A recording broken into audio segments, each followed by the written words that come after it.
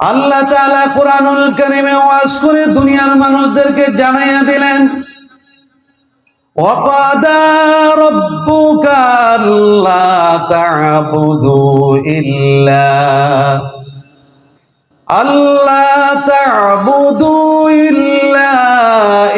Yahoo.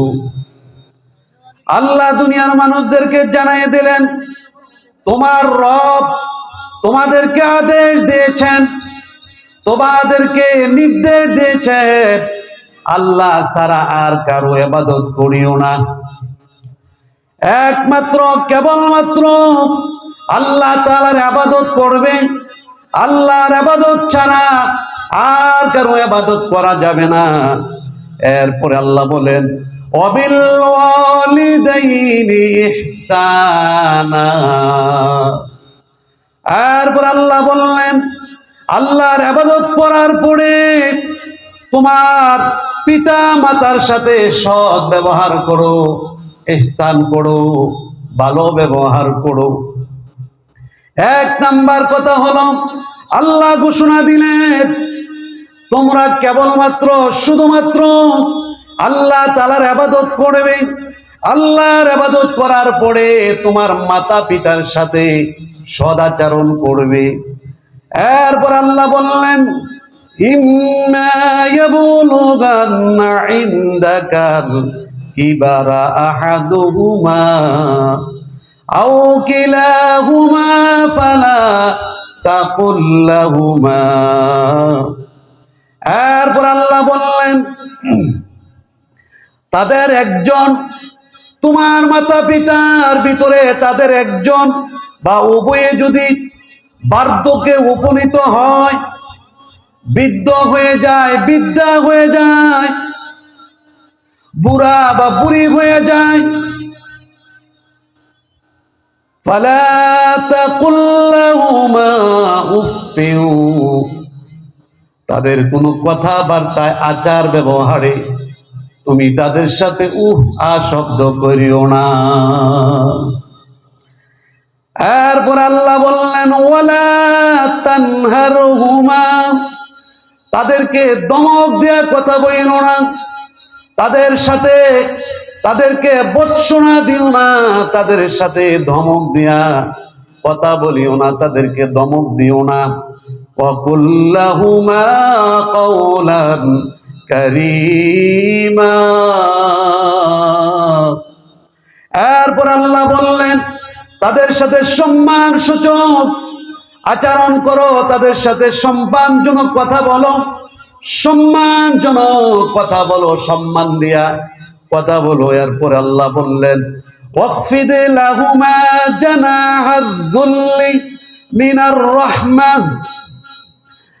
আর তাদের জন্য, তাদের উভয়ের জন্য তোমার সহানুভূতির আচরণের সাথে সাথে, দয়ার আচরণের সাথে সাথে বিনয়ের ডানা নত করে দাও, বিনয়ের বাহু বাড়িয়ে দাও। আর আল্লাহকে বলো, অকুর রব্বিরহামহুমা কামা রব্বায়ানি সগীরা। হে আমার রব, হে আমার প্রতিপালক, যেমনি ভাবে শৈশবে আমার মাতা পিতা আমাকে লালন পালন করেছে, যেমনি ভাবে ছোটবেলা শিশুকালে আমার মা বাবা আমাকে লালন পালন করেছে, আদর যত্ন করেছে, আল্লাহ তুমিও তাদের উপর ওইভাবে দয়া করো। সুবহানাল্লাহ বলেন। এটা হলো সূরাতুল বনী ইসরাঈলের 23 এবং 24 নম্বর আয়াতের সাধারণ বাংলানুবাদ। এবার আমরা একটু বিস্তারিত আলোচনা শুনব, অত্যন্ত গুরুত্বপূর্ণ আলোচনা। যেহেতু বর্তমান প্রেক্ষাপটে মা বাবার প্রতি সন্তানের যে কর্তব্য, ওই কর্তব্যটা সন্তান সঠিকভাবে সঠিকভাবে পালন করতে পারে না। তার কারণ হলো, আমাদের কাছে অনেক মানুষ গিয়ে দোয়া চায়, হুজুর আমার সন্তানটা নষ্ট হয়ে গেছে, আমার ছেলে আমার মেয়ে নষ্ট হয়ে গেছে, আমাদের কোনো কথা শুনে না, আমাদের সাথে খারাপ আচরণ করে। আরে যুবক, আরে যুবক, তুমি একটু চিন্তা করে দেখো, তোমার মা তোমার বাবা তোমার জন্য জান্নাত, তারা তোমার জন্য নিয়ামত। এই নিয়ামত পাইয়া যারা নিজের গুনাহ মাফ করাইতে পারলো না, জান্নাত কামাই করতে পারলো না, তার মতন হতভাগা দুনিয়াতে আর কেউ নাই। কথা বলেন ঠিক কিনা? আপনার আমার মা, আপনার আমার বাবা আপনার জন্য আমার জন্য কত কষ্ট করেছেন। কথা বলেন ঠিক কিনা? ওগো মা, ওগো মা, তুমি এই দুনিয়ার শ্রেষ্ঠ নিয়ামত, তোমারই পদতলে, তোমারই পদতলে রয়েছে জান্নাত। ওগো মা, ওগো মা। কথা বলেন ঠিক কিনা? মায়ের পদতলে জান্নাতের কথা আমার মুখের কথা নয়, আল্লাহর নবী হাদিস শরীফের মধ্যে বলেছেন। সুনানে নাসাইতে এসেছে, সুনানে নাসাইতে এসেছে হাদিসটি।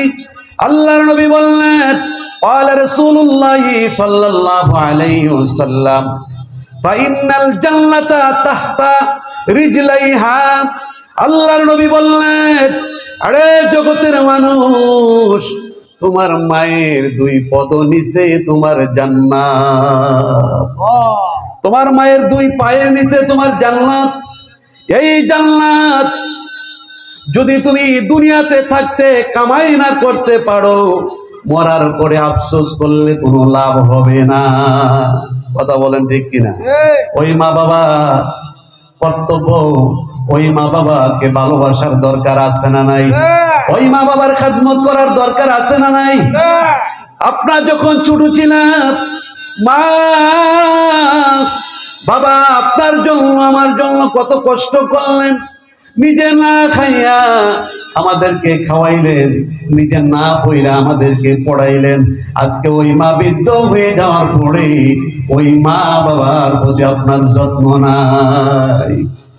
আল্লাহ বললেন, তোমার মা বাবার ভিতরে যদি একজন বা উভয়ে যদি বৃদ্ধ অবস্থায় উপনীত হয়, তুমি তাদেরকে ধমক দিয়ে কথা বলিল না। তুমি যখন ছোটবেলা এক একটি কথা বারবার মার কাছে বাবার কাছে প্রশ্ন করতা, মা বাবা কোনোদিন তোমার উপর রাগ হয় নাই। কথা বলেন ঠিক কিনা? এই জন্য আল্লাহর নবীর কাছে, আল্লাহর হাবিবের কাছে এক ব্যক্তি গিয়া বললেন, একজন সাহাবী প্রশ্ন করলেন, ইয়া রাসূলুল্লাহ, ইয়া হাবিবাল্লাহ, নবীজি গো, ও মায়ের নবীজি, দুনিয়ার ভিতরে আমার কাছে সৎ ব্যবহার পাওয়ার সবচেয়ে উপযুক্ত ব্যক্তিকে, সবচেয়ে হকদারকে? এই প্রশ্ন যখন আল্লাহর নবীকে করলেন, আল্লাহর নবী জবাব দিলেন, ক্বালা উম্মুকা, সবচেয়ে সৎ ব্যবহার পাওয়ার উপযুক্ত হলো তোমার মা, সবচেয়ে ভালো ব্যবহার পাওয়ার উপযুক্ত হলো তোমার মা। সাহাবী আবার প্রশ্ন করলেন, ক্বালা সুম্মা মান? ইয়া রাসূলুল্লাহ, ইয়া হাবিবাল্লাহ, অতঃপর কে? আল্লাহর নবী বললেন, ক্বালা উম্মুকা, তোমার মা। সাহাবী আবার প্রশ্ন করলেন, ক্বালা সুম্মা মান? এরপরে কে? আল্লাহর নবী বললেন, তোমার মা। ক্বালা উম্মুকা, তোমার মা। এরপরে সাহাবী প্রশ্ন করলেন, ক্বালা সুম্মা মান? হুজুর তারপরে কে? তারপর আল্লাহর রাসূল বললেন, ক্বালা আবাকা, এরপরে হলো তোমার পিতা। জোরে জোরে বলেন সুবহানাল্লাহ। মার কথা আল্লাহর নবী তিনবার বললেন, বাবার কথা একবার বললেন। মা আমাদের জন্য কষ্ট করেছেন, বাবাও আমাদের জন্য কষ্ট করেছেন, মা বাবা উভয় আমাদের জন্য কষ্ট করেছেন, আমাদেরকে প্রতিষ্ঠিত করার জন্য বাবার অনেক অবদান, আমাদেরকে লালন পালন করতে গিয়ে মার অনেক অবদান, কথা বলেন ঠিক কিনা? কিন্তু কিছু কিছু ক্ষেত্রে মায়ের অগ্রাধিকার বেশি, তার জন্য মার কথা তিনবার আল্লাহর নবী বললেন।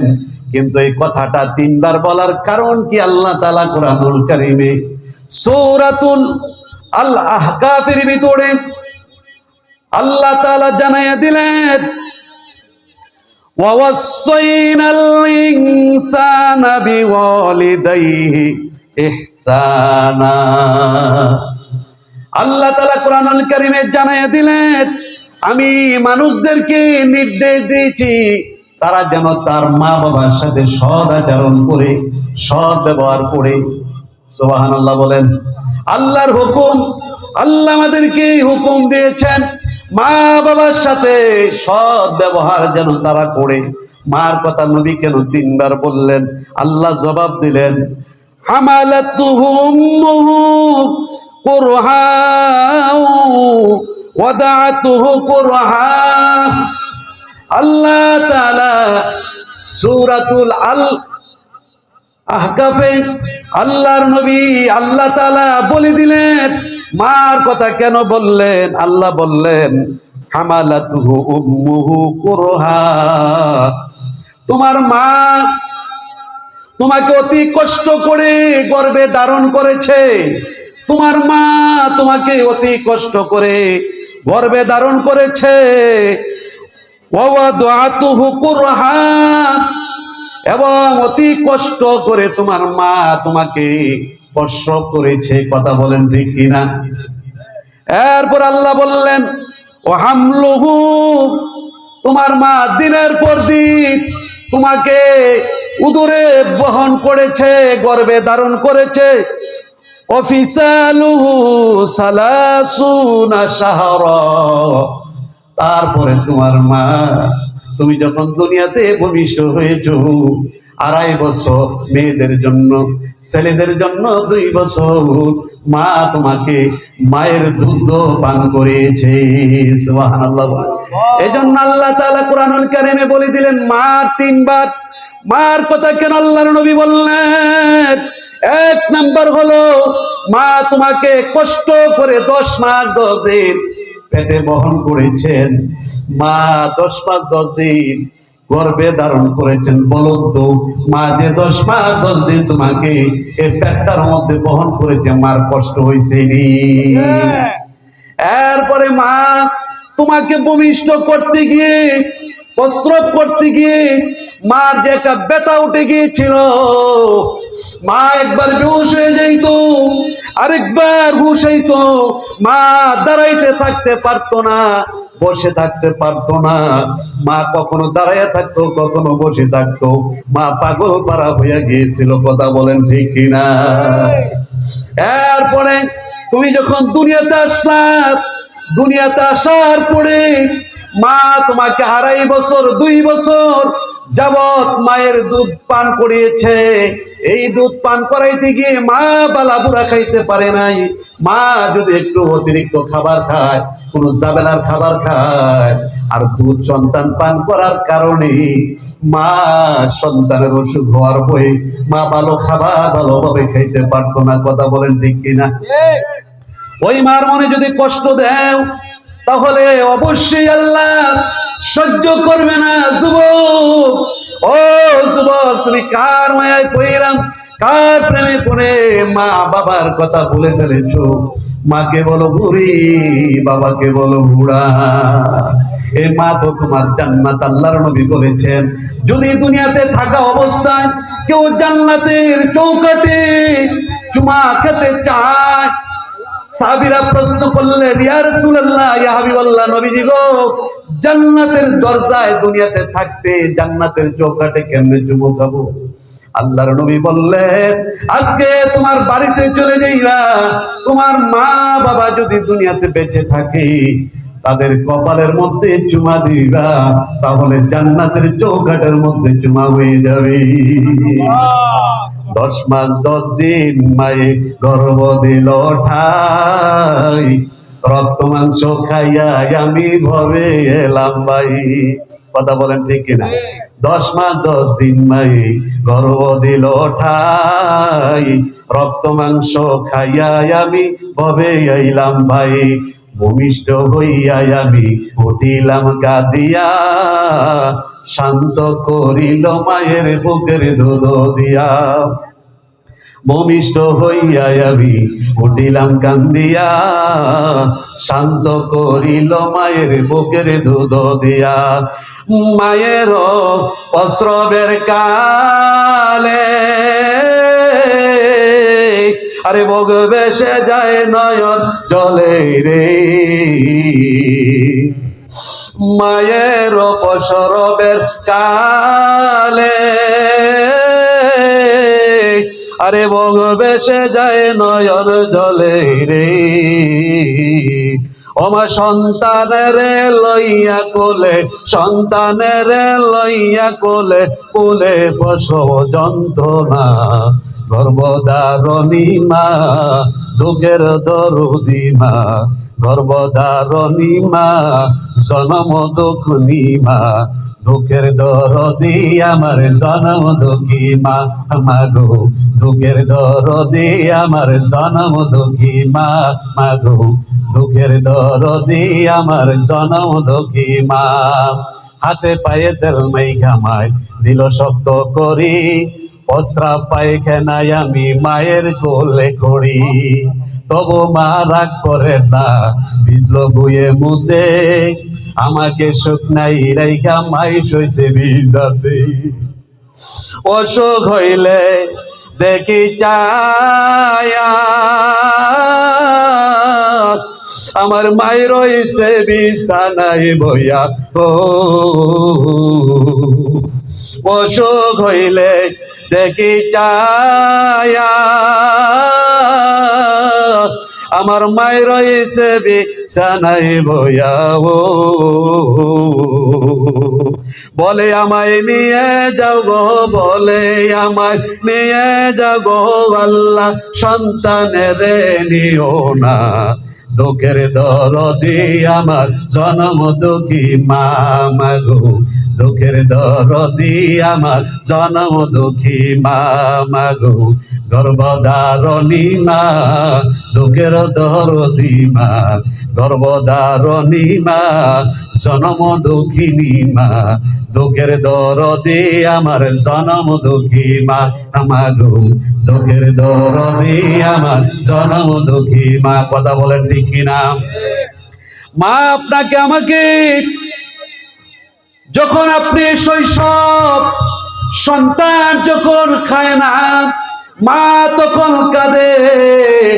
সন্তানের অসুখ হইলে মা সারা রাত বিছানায় বসে থাকে আর আল্লাহর কাছে দোয়া করে, আল্লাহ ও প্রভু আমার সন্তানকে তুমি ভালো করে দাও, ওই দিন বোধহয় আমাকে নিয়ে যাও, আমার সন্তানকে নিও না। কথা বলেন ঠিক কিনা? ওই মায়ের মনে যারা কষ্ট দিবে, ওই বাবার মনে যারা কষ্ট দিবে, খোদার কসম তোমার ইবাদত বন্দেগী নামাজ রোজা হজ যাকাত কোনো কিছু আল্লাহর দরবারে কবুল হবে না। এই জন্য মায়ের খেদমত করার দরকার আছে না নাই? আল্লাহর হাবিব বললেন, তিরমিজি শরীফের হাদিস, আল্লাহর নবী বললেন, রিদল ওয়ালিদাইনি ফি রিদল ওয়ালিদাইন, তোমার মাতা পিতার সন্তুষ্টি আল্লাহর সন্তুষ্টি, ওয়াসাখাতুর রব্বি ওয়াসাখাতিল ওয়ালিদাইন, তোমার মা বাবার অসন্তুষ্টি আল্লাহর অসন্তুষ্ট। তুমি বুঝছো যুবক, তুমি মনে করেছো নামাজ রোজা দিয়া তুমি পারি দিয়া যাইবা, না না। মা বাবা যদি কষ্ট পায়, মা বাবা যদি অসন্তুষ্ট হয়ে যায়, খোদার কসম আল্লাহ তোমার উপর অসন্তুষ্ট হয়ে যাবে। আর মা বাবা যদি তোমার প্রতি সন্তুষ্ট হয়ে যায়, মা যদি 2 হাত বাড়াইয়া তোমার জন্য দোয়া করে, খোদার কসম তোমার নামটা ওলির দপ্তরে লেখা হয়ে যাবে। একটা ঘটনা বললে আপনারা বুঝতে পারবেন। আল্লাহর নবীর একজন